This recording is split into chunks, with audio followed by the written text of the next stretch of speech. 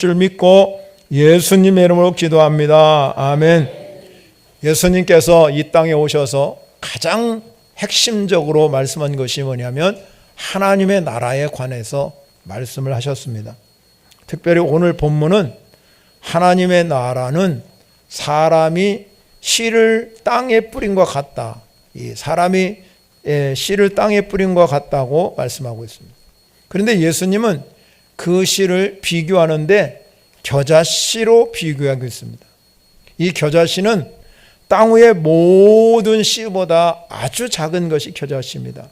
그래서 유대인의 속담 가운데 가장 적은 것을 표현할 때 뭐라고 말하냐면 겨자씨와 같다 이렇게 표현합니다. 여러분은 자금이라는 단어를 들었을 때 가장 먼저 떠오르는 것이 무엇입니까?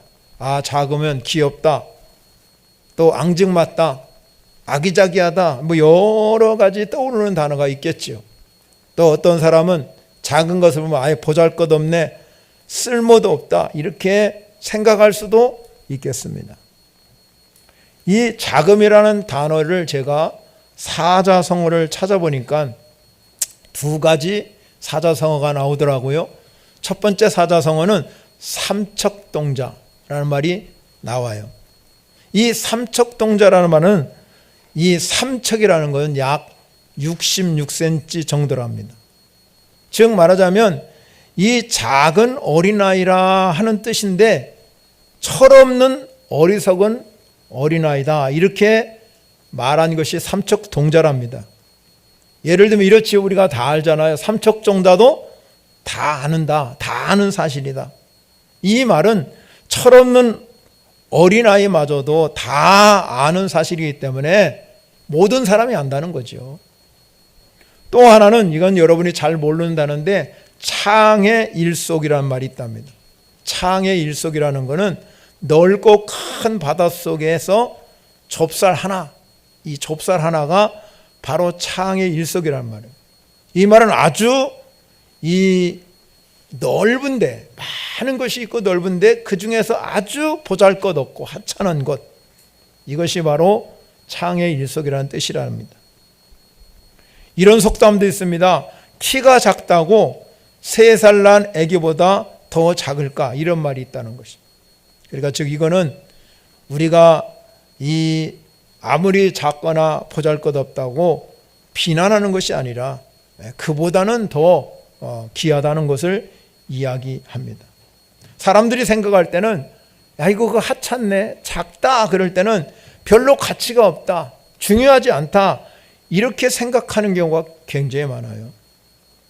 예수님이 한 번은 한 사람이 예수님께 찾아와서 꿇어 엎드려서 예수님께 말합니다. 내 아들이 하나 있는데 우리 아들 좀 불쌍히 여겨달라고. 왜냐하면 그 아이가 간질로 심히 고생을 해가지고 자주 불에 넘어지고 물에도 넘어지는데, 그래서 이 옆에 듣던 제자들이 그 아이를 고치려고 열심히 했어요. 그런데 고치지 못했습니다. 그런데 예수님은 그 아이를 고쳐주셨습니다.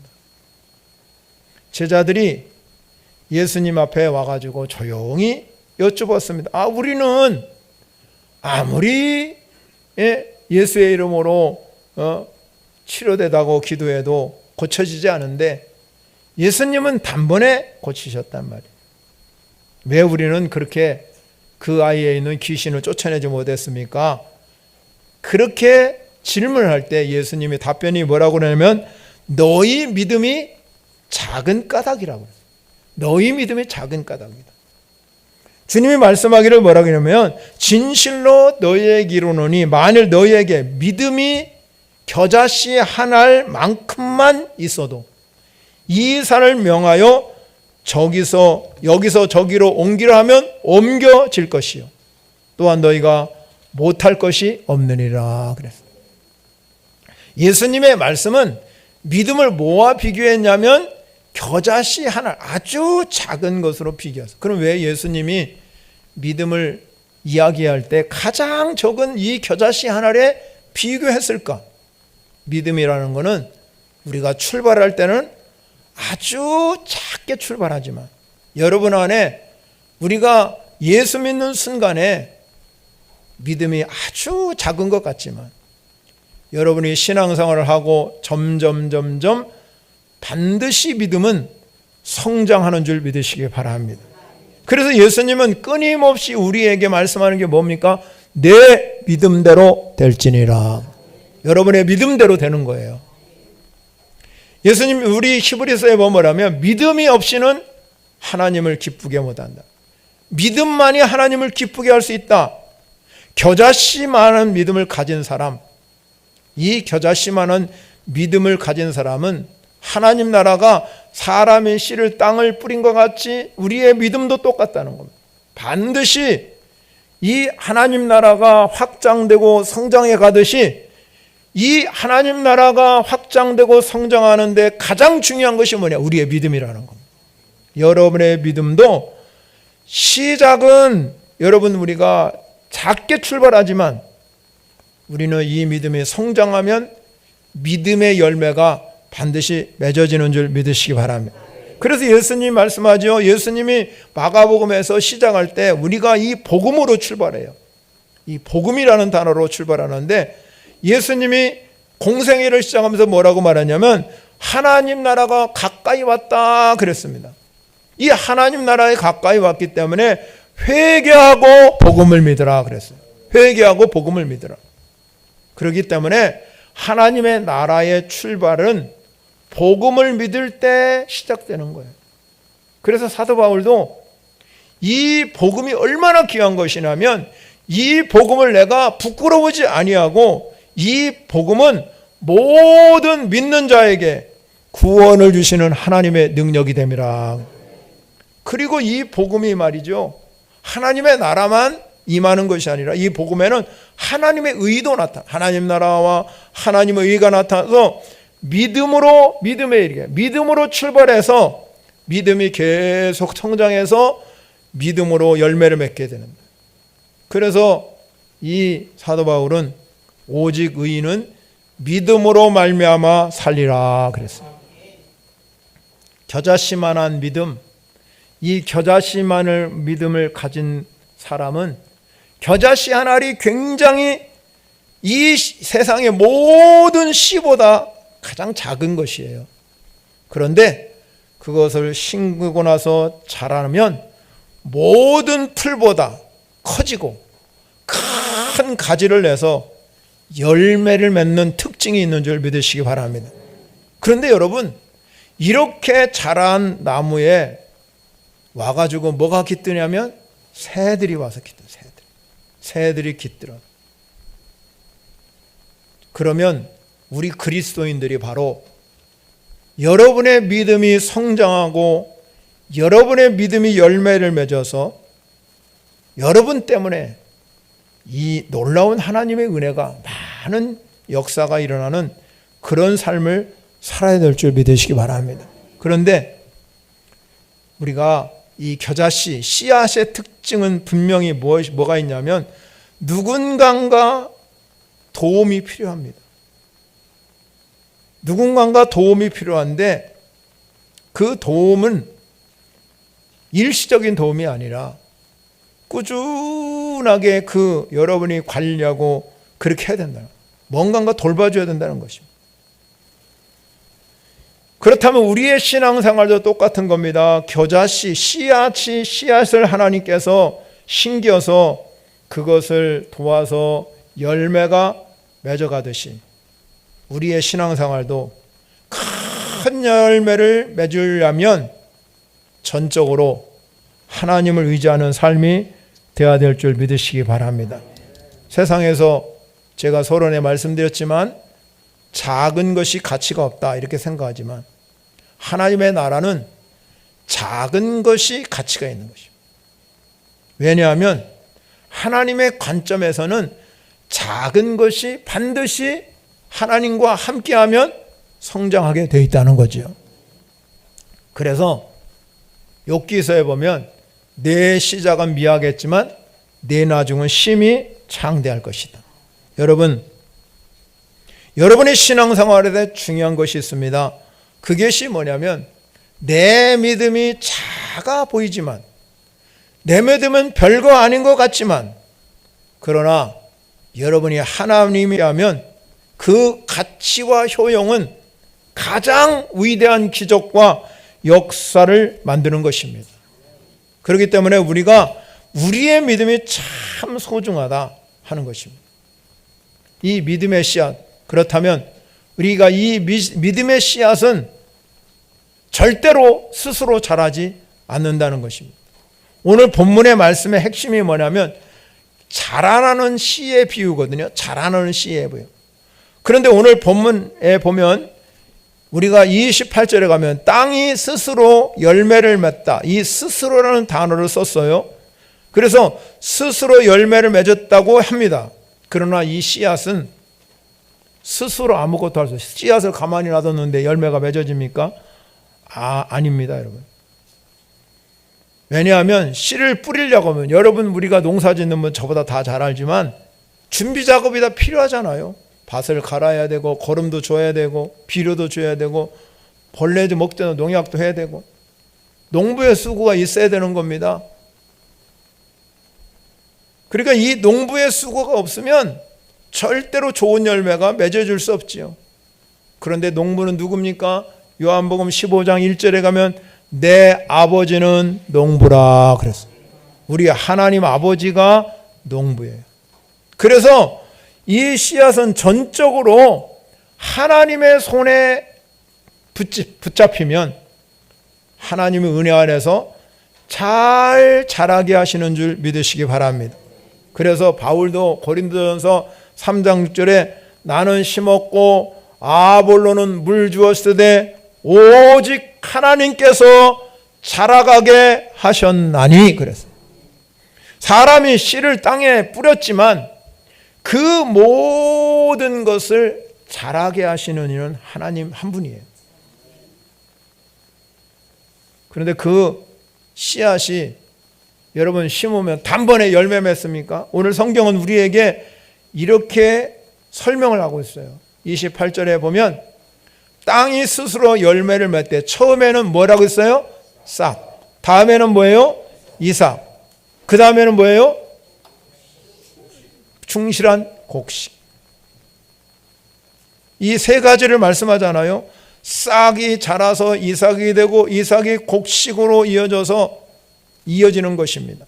단번에 열매를 맺는 것이 아니라 반드시 뭐가 있습니까? 성장 과정이 있다. 성장 과정.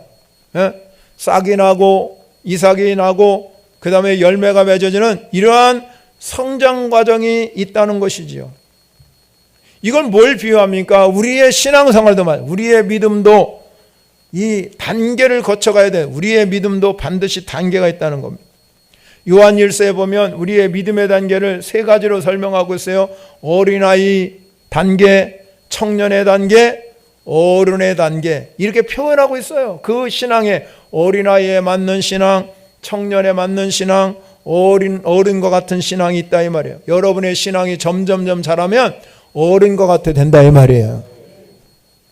그런데 히브리서 기자가 뭐라고 그러냐면 때가 오래되었으므로 너희가 마땅히 선생이 되었을 터인데 너희가 다시 하나님의 말씀의 초보에 대하여 누구에게 가르침을 받아 처지니 단단한 음식은 못 먹고 젖이나 먹어야 할 자가 되었다고 이 히브리서에 나온 그 당시에 초대교회 성도들에게 그렇게 말했다. 즉 말하자면 성장해야 됨에도 불구하고 성장하지 아니하고 지금 어떻게 하고 있다는 거예요? 정체되고요. 정체가 돼가지고 믿음이 때는 오래됐는데 신앙생활은 오래 했어요. 10년, 20년, 30년 모르는 거 없습니다. 다 알아요. 그런데 아직까지도 믿음이 초보 단계에 있다면 그는 신앙생활을 오래 했음에도 불구하고 열매가 없는 거예요. 신앙생활에는 열매를 보고 하는 줄 믿으시기 바랍니다. 여러분의 삶의 열매, 여러분 신앙의 열매가 주렁주렁 맺어져야 될 줄 믿으시기 바랍니다. 예수님이 말씀한 것처럼 믿음 없는 세대로 여러분 책망한 것 다름이 없습니다. 그러므로 우리가 이 믿음의 열매를 맺으려면 제대로 잘 성장해야 돼요. 싹이 나야 되고 이삭을 낳아야 되고 충실한 곡식이 맺을 때까지 우리는 끊임없이 여러분이 믿음으로 성장하는 성도 여러분이 되시기를 바랍니다. 그런데 중요한 게 뭐냐? 곡식이 가장 아름다울 때가 언제인지 아십니까? 추수할 때, 추수할 때. 이 추수의 때를 오늘 성경은 하나님의 나라가 임할 때를 말하고 있습니다. 그런데 그 추수를 맛보는 사람은 이 하나님의 손길 아래서 자라온 우리의 믿음이에요, 믿음. 우리가 세상을 살아갈 때 여러분 때로는 하나님 없이도 나 잘 살 수 있는데 그러면서 오늘 본문에 나온 것처럼 내가 스스로 내가 했다 착각할 때가 굉장히 많아요. 내 노력과 내 수고와 내 지혜를 가지고 내가 열심히 살아서 내가 성공했고 돈 많이 벌었다 이렇게 생각할 수 있지만 그건 착각이에요. 명확하게 모든 것은 내가 한 것이 아니라 때로는 하나님이 드러나서 때로는 숨어서 하나님께서 역사하심을 통해서 하나님이 일하신 줄 믿으시기 바랍니다. 그래야 우리가 우리의 믿음이 놀라운 은혜의 경험이 일어나게 되고 내가 할 수 없는 것도 늘 하나님께서 함께 하심을 통해서 하나님의 일하심을 믿고 나가면 믿는 자에게는 능히 하지 못할 일이 없는 기적이 일어날 줄 믿으시기 바랍니다.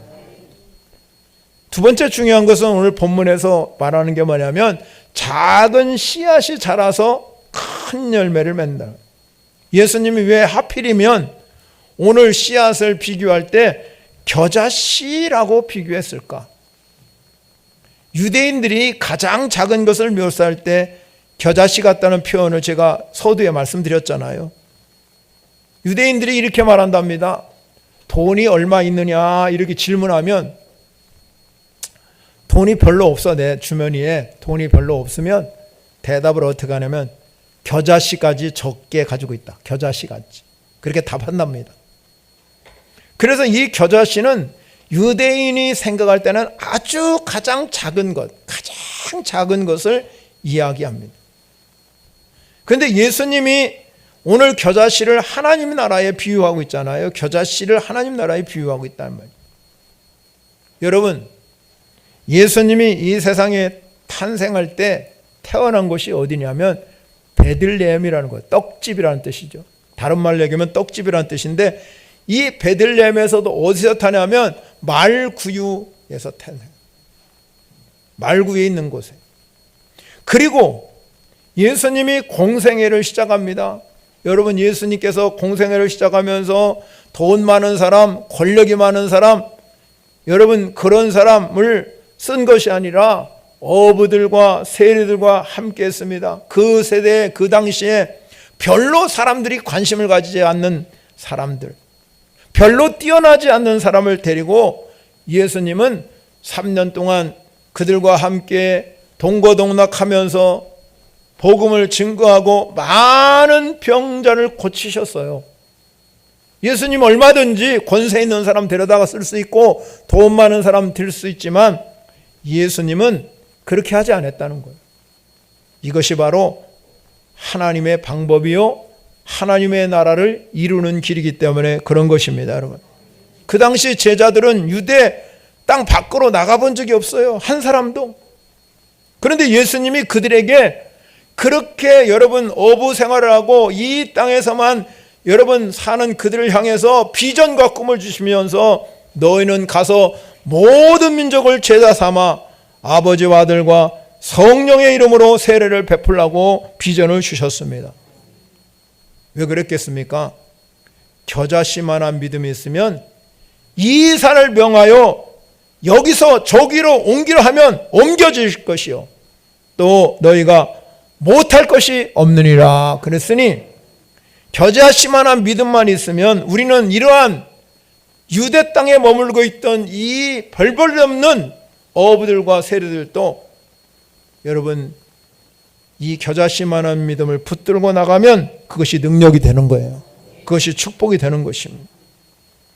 왜 그렇습니까? 그 씨 안에는 생명이 있어요. 생명. 그러니까 잘하는 거지. 우리의 믿음도 하나님의 능력이기 때문에 자라가는 줄 믿습니다, 여러분.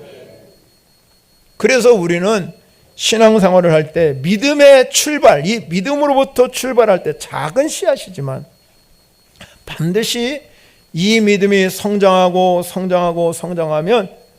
여러분에게 열매가 맺어지는 축복이 임하게 될 줄 믿으시기 바랍니다. 이런 이야기가 있습니다. 한 시골 마을에 별로 주목받지도 못하고 잘나지 못한 한 소년이 있습니다. 경제적으로 넉넉지도 못하고, 그래서 여러분 공부도 포기하고 다 포기해요. 근데 그가 여러분 어느 날 인격적으로 하나님을 만났어요.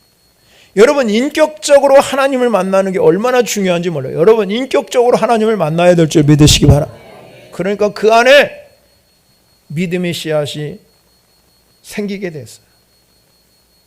자신을 한탄하고 원망하고 불평하던 그가 믿음의 씨앗이 점점점 자라기 시작하니까 꿈이 보이는 거예요. 이 꿈이 보이기 시작하니까는 꿈이 현실이 되는 거죠. 그래서 열심히 공부도 하고 기도 생활도 열심히 하고, 그러니까 점점 이 꿈이 커져가기 시작해요. 싹이 나고 이제 자라가기 시작합니다. 그래서 그가 성공의 길을 가게 됩니다. 하나님께서 그를 하나님이 기히 쓰임받는 그릇되게 만드셨다는 겁니다. 물론 여러분 성장해 오는 과정에서 우리가 살다 보면 그렇잖아요. 수많은 어려움과 역경이 있기 마련이에요. 고난의 거대한 파도가 우리 가운데 밀려올 때도 여러 번 있지요.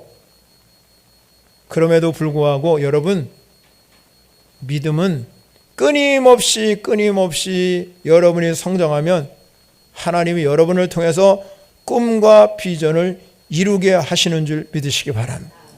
만약에 이 소년이 하나님을 인격적으로 만나지 못했다면, 그 안에 믿음의 씨앗이 자라지 않았다면 그 인생은 그럭저럭 사는 인생이 됐을지도 몰라요.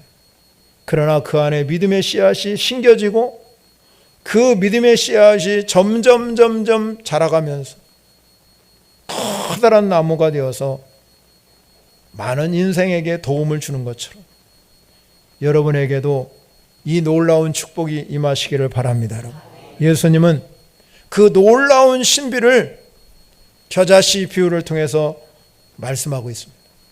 무엇보다도 여러분이 정말로 우리 모든 성도들이 하나님 나라가 내 눈에 보여가지는 거 안 같고 전혀 능력이 되지 않는 것 같다 할지라도 하나님의 나라는 나를 통해서 이루어 가십니다. 나를 통해서 이 하나님의 나라가 이루어갈 때 중요한 게 뭐냐면 하나님의 나라를 통해서 여러분의 믿음이 더욱더 성장하기를 원합니다, 여러분.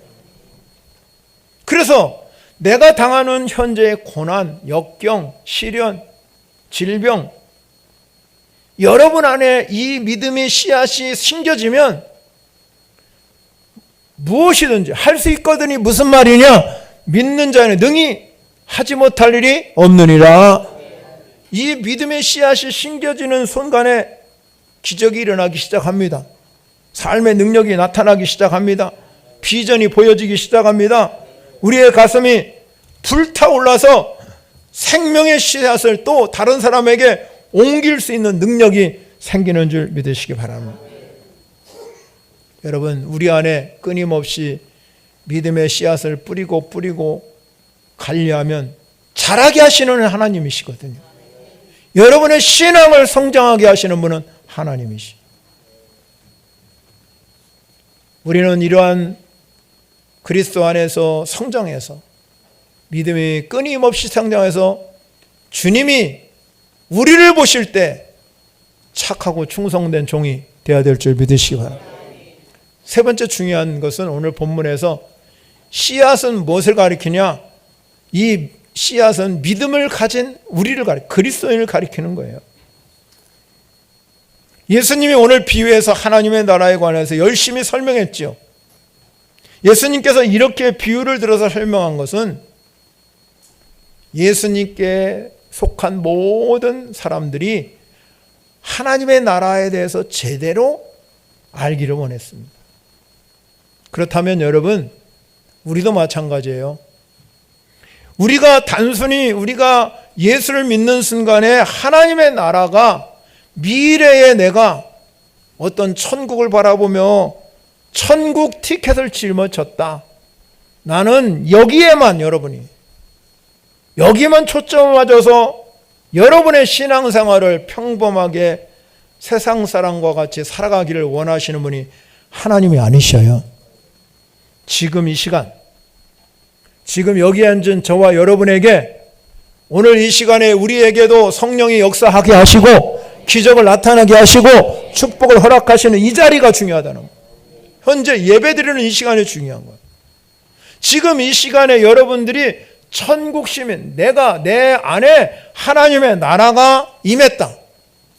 그래서 늘 세월을 아껴가면서 하루하루를 주님을 위해서 살아가는 삶이, 이게 하나님 나라를 이루어가는 거예요. 이 우리의 믿음의 씨앗이 중요하죠. 우리가 믿음의 주요 온전케 하시는 예수를 바라보시기를 바랍니다, 여러분. 어떤 이는 방금 땅에 심겨진 씨앗과 같이 살아가는 사람들이 있어요. 믿음이 아주 미약하죠. 어떤 사람은 줄기가 나는 삶을 살아가기도 합니다. 어떤 사람은 열매 맺는 사람을 살아가기도 합니다.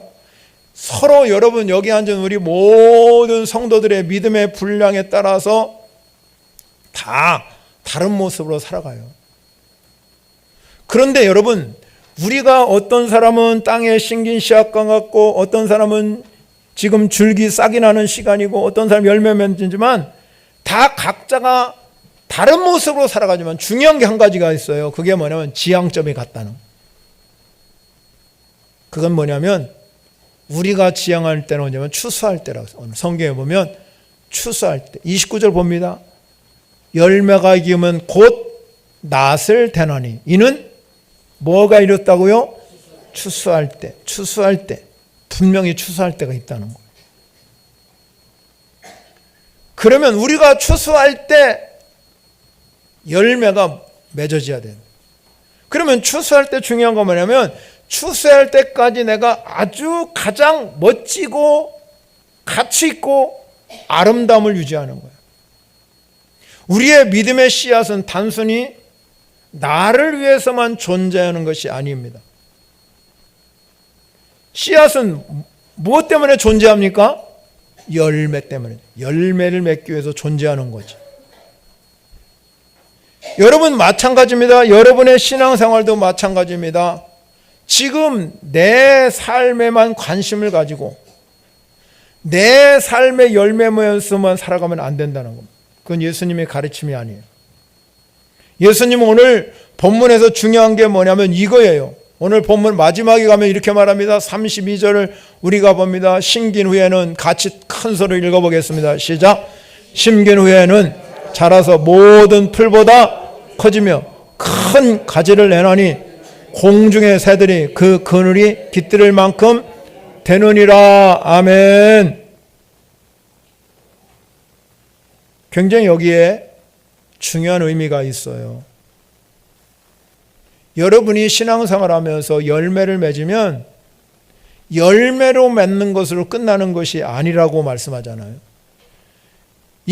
여러분 모든 불보다 커져서 큰 가지를 내서 공중의 새들이 그 그늘에 깃들일 만큼 되는 거예요. 공중의 새들이 와서 거기에서 그늘이 된다는 거예요. 하나님이 그렇잖아요.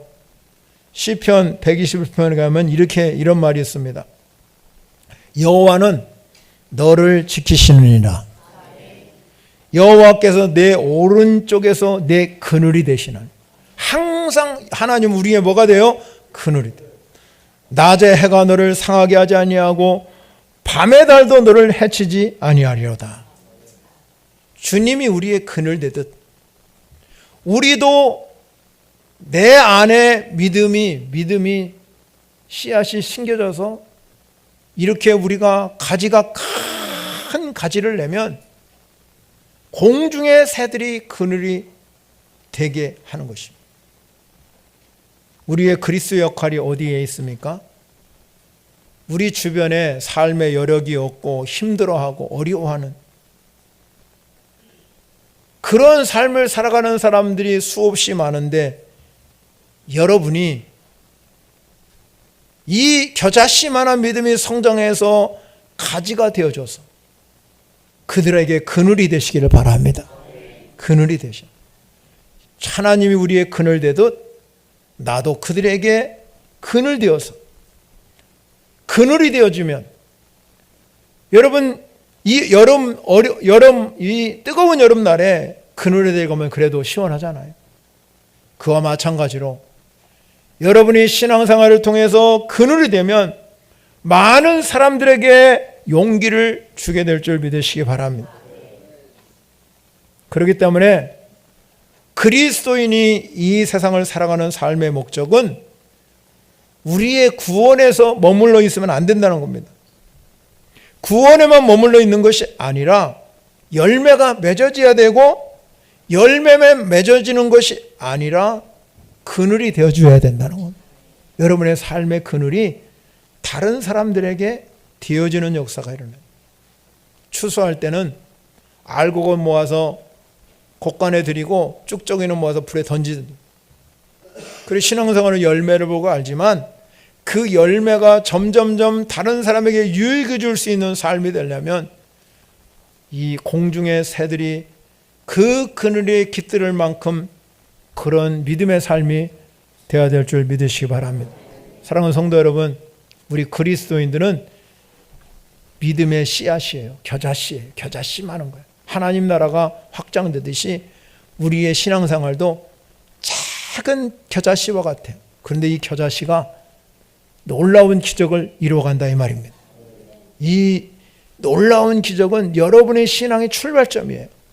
이 신앙의 믿음이 내 안에만 심겨지기만 하면, 겨자씨만한 믿음이라도 여러분에 심겨지면 주님이 도와주셔요.